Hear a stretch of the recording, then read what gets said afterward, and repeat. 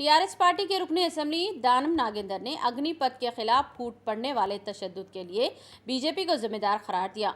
उन्होंने कहा कि मरकजी हुकूमत अग्निपथ को मुतारफ करवाने से पहले दूसरी सियासी जमातों से मुशावरत भी नहीं की।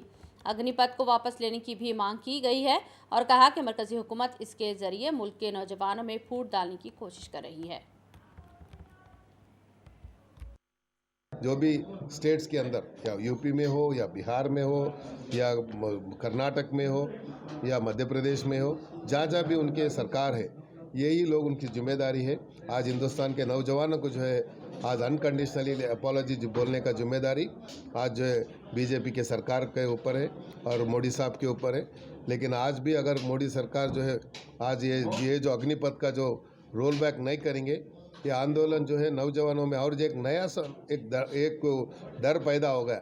आने वाले दिनों में हमारी ज़िंदगी कैसा, 4 साल के बाद हम क्या करेंगे, 4 साल के बाद हम किधर जाएंगे, 4 साल के बाद हम फिर रोड पे आ जाएंगे।